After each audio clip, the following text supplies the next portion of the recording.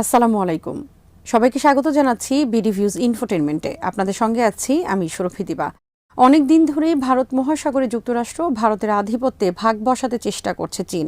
সম্প্রতি পূর্ব আফ্রিকার দেশ তানজানিয়ার একটি সমুদ্র বন্দর নির্মাণ ও পরিচালনার স্থগিত থাকা চুক্তিটি পুনরুজ্জীবিত করেছে বেইজিং।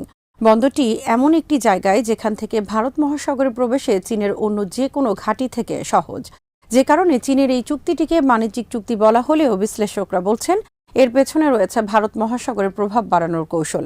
এ বিষয়ে বিস্তারিত থাকছে আহমেদ বাইজিদের প্রতিবেদনে।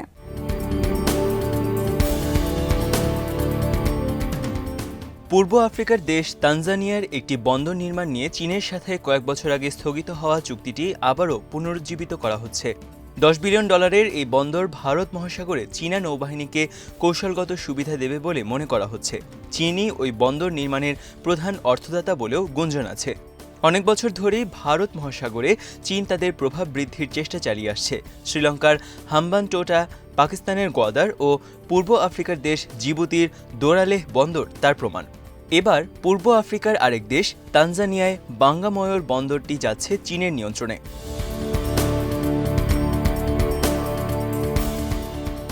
তানজানিয়ার প্রধান বন্দর দারুস-সালাম থেকে ৭৫ কিলোমিটার দক্ষিণে বাঙ্গাময় বন্দরটির মাধ্যমে চীন প্রতিবেশী দেশ ডেমোক্রেটিক রিপাবলিক কঙ্গোতে প্রবেশের রাস্তাও করে নিতে পারে।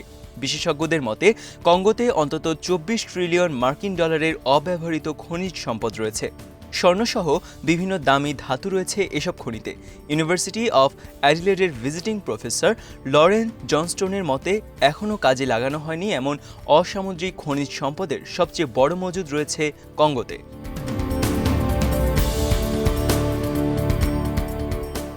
এর পাশাপাশি চীন ওই অঞ্চলে তার কৌশলগত গুরুত্ব বৃদ্ধিতে বাঙ্গাময় বন্দরটি কাজে লাগাতে পারে বলে ধারণা হচ্ছে। বিশ্লেষকরা বলছেন চীনের পিপলস লিবারেশন আর্মির নৌ শাখা বা পিএলএ নেভি বাঙ্গাময় বন্দরটিকে তাদের জাহাজ মেরামতের কেন্দ্র কিংবা তার চেয়েও বেশি কিছুতে কাজে লাগাতে পারে। এই আফ্রিকারই আরেক দেশ জিবুতিতে ২০১৭ সালে বিদেশের মাটিতে প্রথম সামরিক ঘাঁটি বানিয়েছে চীন। চীনের নৌ সিল্ক রোডের গুরুত্বপূর্ণ একটি ক্ষেত্র হিসেবে বিবেচিত হচ্ছে তানজানিয়া। তাই বন্দরটি সামরিক ও বাণিজ্যিক দুই উদ্দেশ্যেই ব্যবহার করতে পারে চীন।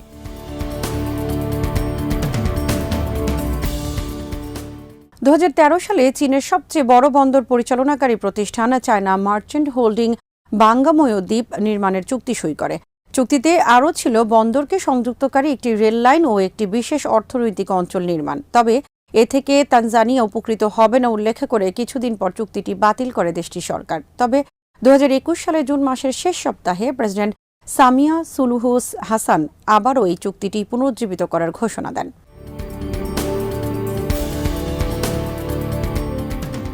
চীনের রাষ্ট্র নিয়ন্ত্রিত সংবাদ মাধ্যমের খবরে বলা হয় চীনের প্রেসিডেন্ট শি জিনপিং তার দেশের বেল্ট অ্যান্ড রোড ইনিশিয়েটিভের মাধ্যমে তানজানিয়ার সাথে সম্পর্ক বৃদ্ধিতে আগ্রহী।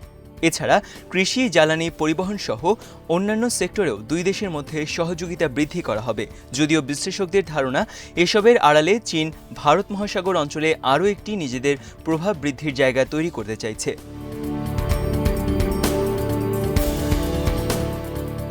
ওয়াশিংটন ভিত্তিক থিঙ্ক ট্যাঙ্ক কার্নেগি সেন্টারের অ্যাসোসিয়েট ফেলো দর্শনা বড়ুয়ার মতে পূর্ব আফ্রিকা চীনকে খুব সহজে ভারত মহাসাগরে বিচরণ করার সুযোগ করে দিচ্ছে। মালাক্কা প্রণালীর আশেপাশে তাদের যেসব অবস্থান রয়েছে তার চেয়ে তানজানিয়া থেকে ভারত মহাসাগরে ঢোকা অনেক সহজ হবে চীনা নৌবাহিনীর জন্য।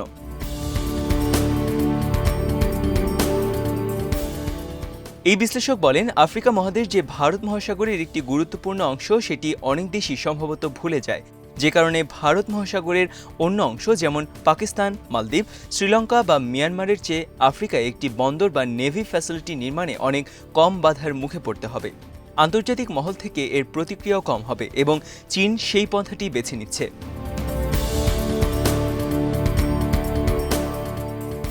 ২০১৭ সালে জিবুতিতে গড়া ঘাঁটির পর ভারত মহাসাগর অঞ্চলে দ্বিতীয় আরেকটি ঘাঁটি চীনকে মালাক্কা প্রণালীর উপর নির্ভরতা কমাতে সাহায্য করবে।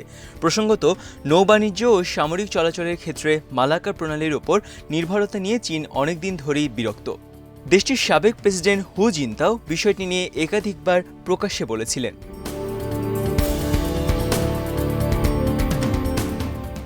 ভারত মহাসাগরের তীরে বিকল্প ঘাঁটি থাকলে মালাক্কা প্রণালীতে কোনো সংঘাত হলেও চীন অন্যদের চেয়ে এগিয়ে থাকবে। আফ্রিকার চীনের আরেকটি সামরিক অবস্থান কতটা গুরুত্বপূর্ণ সেটি বোঝাতে গিয়ে বিশ্লেষক দর্শনা বড়ুয়া বলেন, মালাক্কা প্রণালীতে কোনো ঝামেলা হলেও, এমনকি এটি দিয়ে চীনা জাহাজ চলাচল বন্ধ হয়ে গেলেও আফ্রিকার দুটি ঘাঁটি থাকার কারণে চীন ভারত মহাসাগরে তাদের অবস্থান ধরে রাখতে পারবে।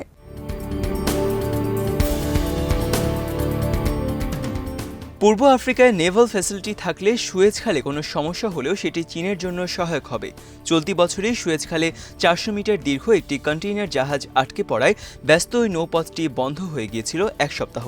বিশ্ব আবার এমন পরিস্থিতিতে পড়লে পূর্ব আফ্রিকা পৌঁছানোর জন্য মাদাগাস্কার ও মোজাম্বিকের মধ্যকার চ্যানেলটি বিকল্প রুট হিসেবে ব্যবহার করতে পারবে চীনা বাণিজ্য জাহাজগুলো।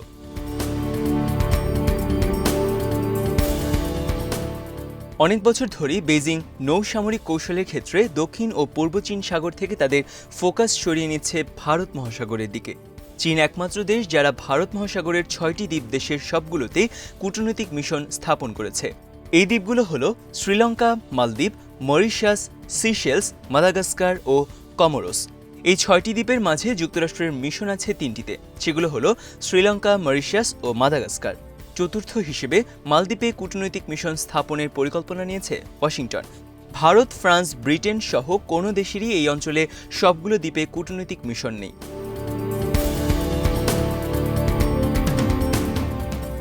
সাম্প্রতিক বছরগুলোতে আফ্রিকা অঞ্চলে এবং ভারত মহাসাগরে চীন তার প্রভাব বৃদ্ধিতে যে তৎপরতা দেখাচ্ছে তার পেছনে রয়েছে বেশ কিছু কারণ। এক হিসেবে দেখা গেছে যে চীনের তেল আমদানির প্রায় 80% আসে ভারত মহাসাগর ও মালাক্কা প্রণালী দিয়ে, এবং মধ্যপ্রাচ্য, আফ্রিকা ও ইউরোপের সাথে তাদের অন্যান্য বাণিজ্যের 95% চলে ভারত মহাসাগরের ওপর দিয়ে।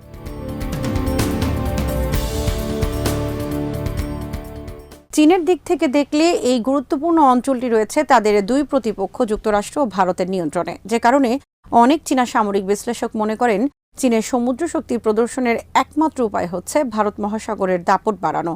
সম্প্রতি প্রতিরক্ষা ও সমরশক্তি বিষয়ক ওয়ার অন রক্স ওয়েবসাইটে এক নিবন্ধে 3 জন চীনা গবেষকের বরাত দিয়ে বলা হয়েছে, ভারত মহাসাগর অঞ্চলে পর্যাপ্ত ঘাঁটি না থাকলে চীনের জাতীয় স্বার্থের প্রসার ব্যাহত হবে। তারা এই অঞ্চলে আরও বেশি চীনা ঘাঁটির গুরুত্বের কথা তুলে ধরার ব্যাপারে একমত হন। তারা বলেন, ঘাঁটির অবস্থানগুলো এমনভাবে বাছাই করা উচিত যাতে সমুদ্রপথে চীনের কৌশলগত স্বার্থ রক্ষা সহজ হয়।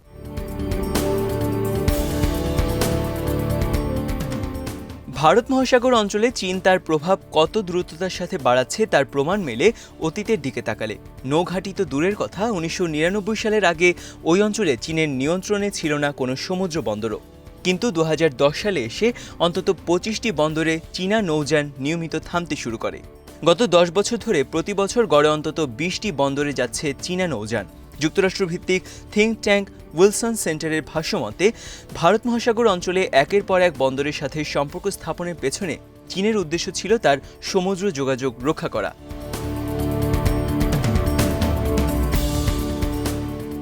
ভারত মহাসাগর অঞ্চলে চীনের এই প্রভাব বৃদ্ধির প্রক্রিয়াকে দেশটির সামরিক বিশেষজ্ঞরা বেইজিংয়ের বৈদেশিক স্বার্থ রক্ষার অধিকার হিসেবে দেখতে পছন্দ করেন, যে অধিকার প্রত্যেকটি সার্বভৌম দেশের রয়েছে।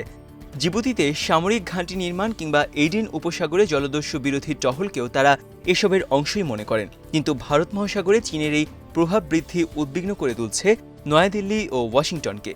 এশিয়া অঞ্চলে চীনের প্রভাব মোকাবেলায় অনেকদিন ধরেই একসাথে চলছে ভারত ও যুক্তরাষ্ট্র, তাই চীনের এই পদক্ষেপ উভয় দেশকে বিচলিত করবে, সেটাই স্বাভাবিক।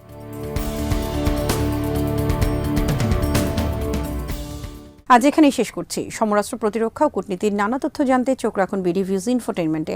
চ্যানেলটি ভালো লাগলে সাবস্ক্রাইব করুন। আল্লাহ হাফেজ।